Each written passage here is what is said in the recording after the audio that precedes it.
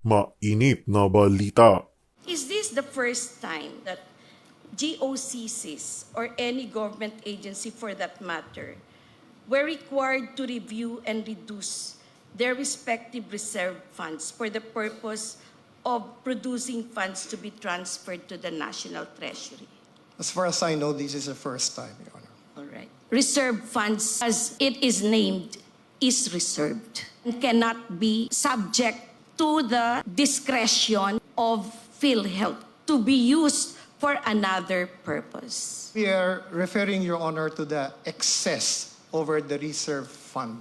Yes, but the excess is also subject to the provision of Section 11. And Section 11 mentions the purposes for which this excess should have been used. Is there an urgency to transfer the PhilHealth funds when the project is already fully funded?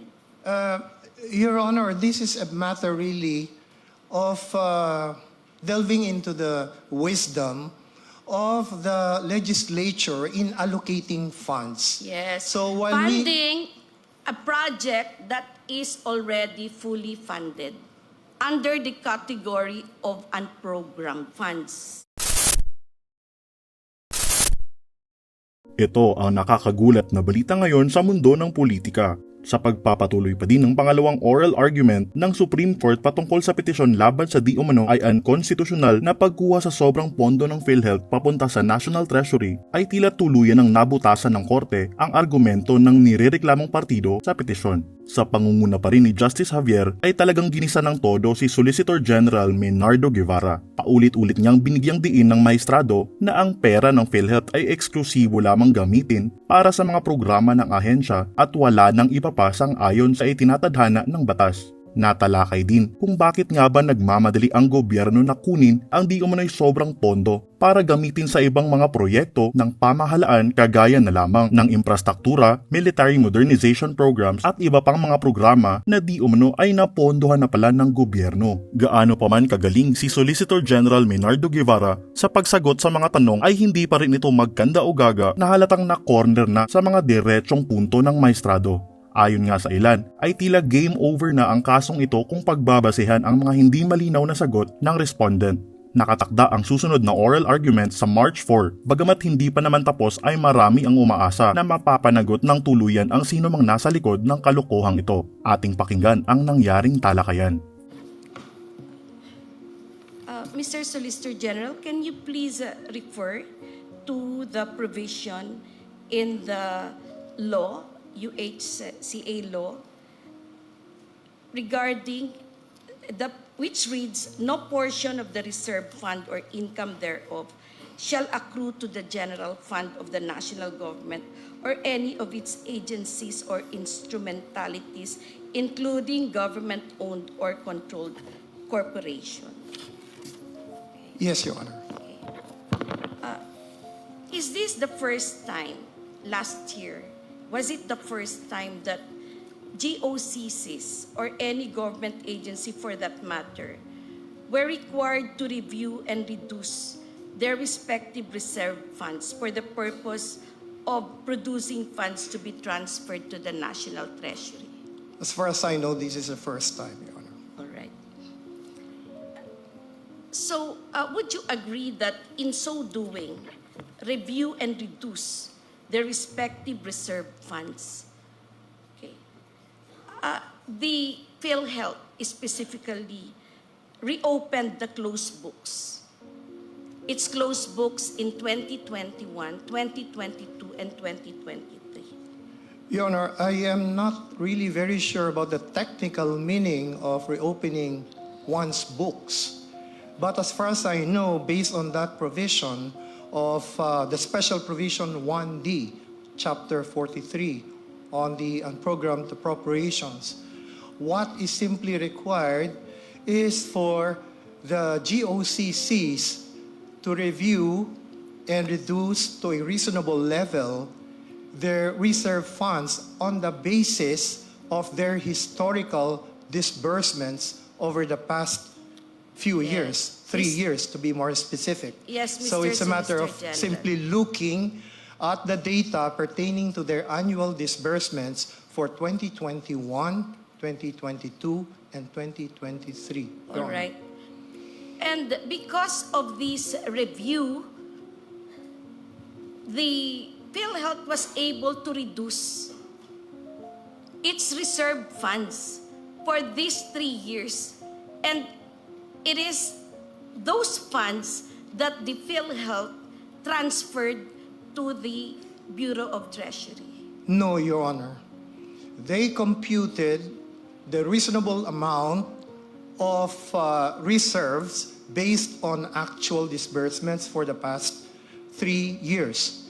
And the remainder is the one that was used as basis for determining the amount to be remitted back to the National So Treasury. do you mean to say, Mr. Solicitor General, that for 2021, there was an excess reserve funds? Excess of reserve funds? Funds, yes.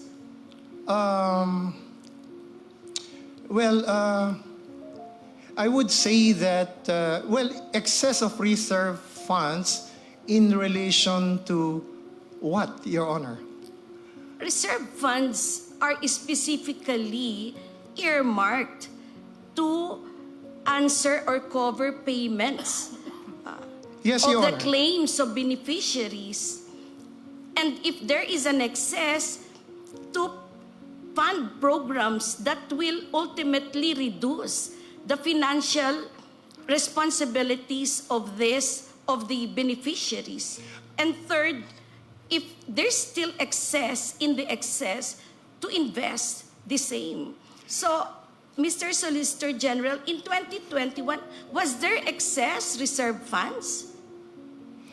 Your Honor, if we are going by the definition of reserve fund under Section 11 of the Universal Health Care Act, that reserve fund is determined by the actuarial computation. Yes, Mr. Solicitor General, I have no quarrel with that.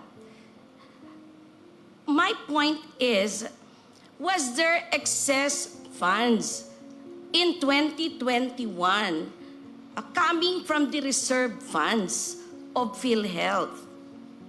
Yes, the answer to that question is yes, Your and Honor. Section 11 tells PhilHealth what to do with the excess funds. Exactly, Your Honor. Doesn't it? Yes? No, Your Honor, there is no violation because that responsibility on the part of PhilHealth to make use of any excess over the reserve fund for the twin purposes of increasing benefit packages and reducing the contributions from the members is something that can be implemented within the period of 10 years. It's not something that has to be implemented immediately. So in other words, even if we have that special provision 1D, it does not mean that the obligations of PhilHealth to spend the excess over its reserve fund has been abandoned because that is something that can be complied with at some future time. It's At a some 10-year future time. It's a 10-year period of Yes, implementation, Your and Honor. this is the sixth year. Yes, Your Honor. So you have not started with the programs yet. Because according to you, the excess funds may be devoted for other purposes. Because anyway, the timeline is 10 years. No, Your Honor, there is no inconsistency because as we speak, PhilHealth has been increasing its benefit packages even before Special Provision 1D came into effect. And more so after that provision, special provision, was enacted as part of the unprogrammed appropriations. Yes, Mr. We have seen a Solicitor slew of benefit increases over the past several months, Your Honor. Several months, not only. Several months only. But when even when PhilHealth is required to do it from the time it has been created under UHCA. That is very true, Your Honor, Yes. but this is a matter which is reserved to the Board of Directors of PhilHealth. Yes. This is a management A thing. management and a business judgment. But then, the judgment of PhilHealth to disburse its funds is limited by Section 11. That reserve funds, as it is named, is reserved and cannot be subject to the discretion of PhilHealth to be used for another purpose. We are referring, Your Honor, to the excess over the reserve fund. Yes, but the excess is also subject to the provision of Section 11. And Section 11 mentions the purposes for which this excess should have been used. Yes, Your Honor. Let me discuss the second purpose, which is to reduce the contributions of the members. In our opinion, Your Honor, that is something that PhilHealth itself cannot do at the moment. There is no mechanism provided under the Universal Healthcare Act that would authorize the reduction at this time of the contributions from the members. What we see in the Universal Healthcare is a schedule of the premium rates from 2019 down to 2025. But after 2025, there's nothing there.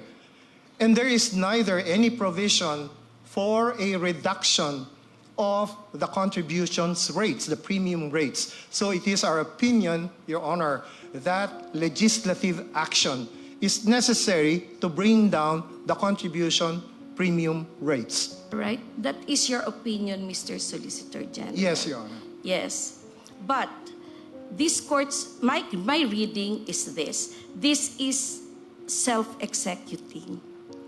And it is PhilHealth that must execute it because the law is in place already. All right.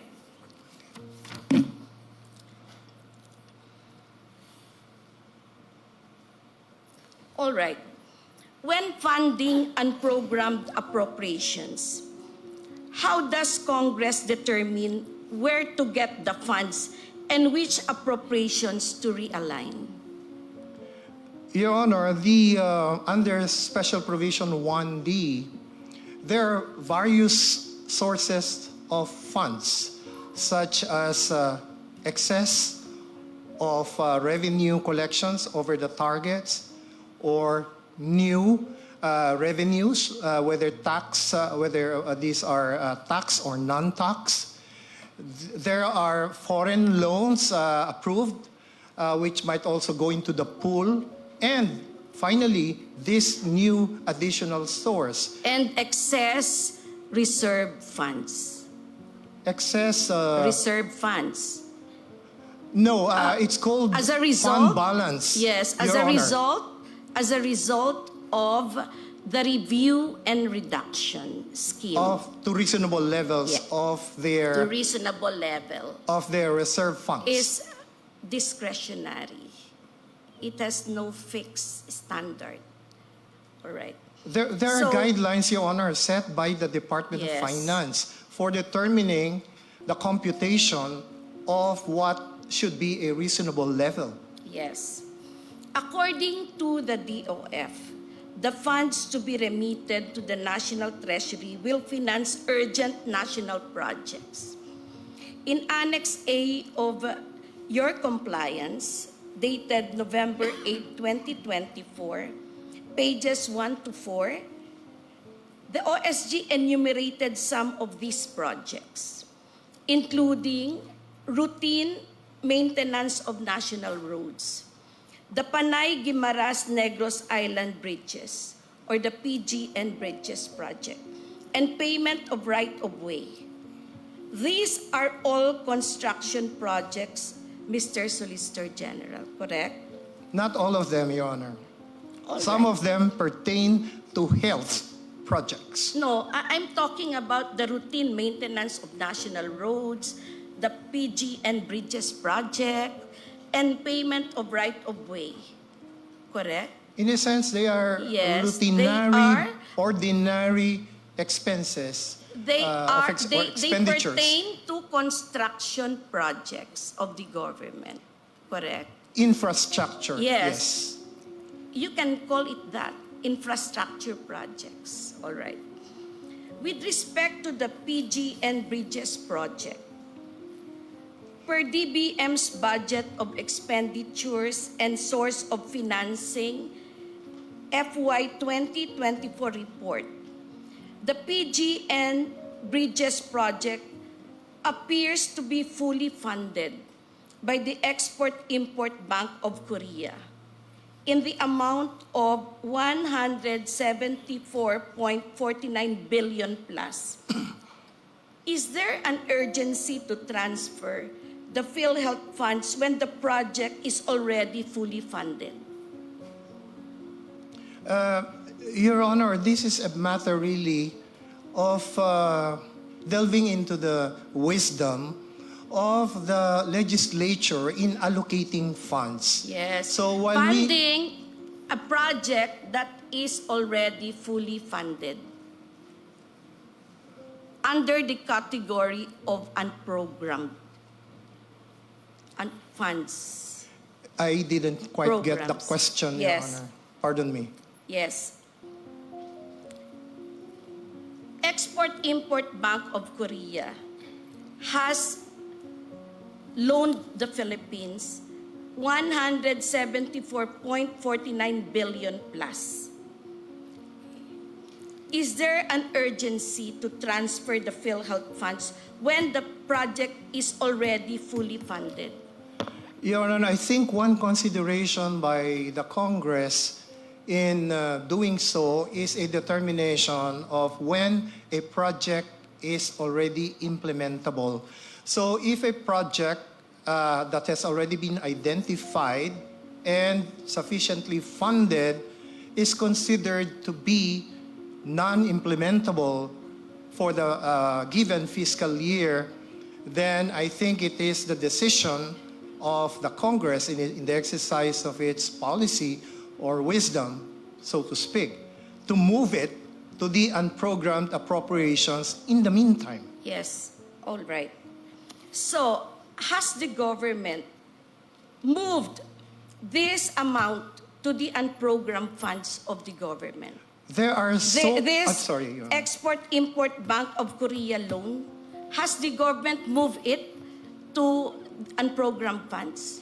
We will have to check on Yes, that. please check on that. Yes, whether that has been actually transferred only or removed altogether. Yes. Because there were certain removals made by the Congress in the proposed infrastructure or other projects How of the can government. the government have removed this when it is a loan specifically for that purpose? It is something that can be deferred, Your Honor, even Yes, if it's what funded. is the reason for deferring it? Your Honor, I cannot speculate on the Correct. reasons of the I go congressman. now, yes, to my next question. Has the government spent even a single centavo from that loan, considering that the project has not even started? Well, there is nothing to spend for if the project has not even started, Your So Honor. where is the money? The money went presumably to the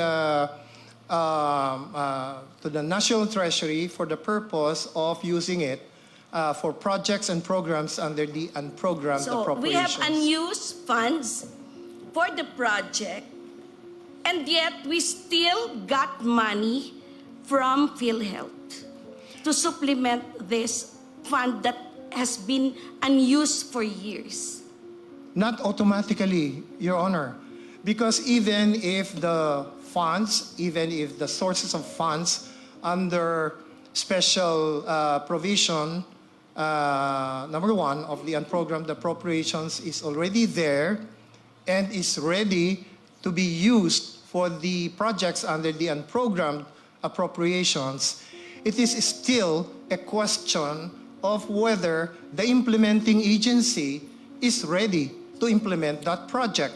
So if the implementing agency does not think that it can implement such a project within the given year, then it will not ask for any allocation under the Yes. unprogrammed appropriations. Yes, but aside from the foreign funding from Korea for this project, in 2022, there was additional funding from the GAA for this project in the amount of 50 million in 2022.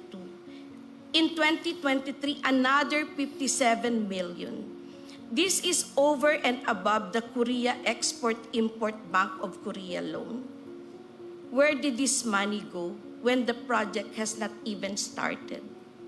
We will check on that, Your Honor, because that is a very specific project which we have not really examined. Yes, we're please looking do at that. the totality of all the projects that were defunded or where the allocations have been reduced, and or some projects that had actually been removed from the program appropriations under the NEP, and which may have found themselves in the unprogrammed appropriations. Yes, Mr. Solicitor General.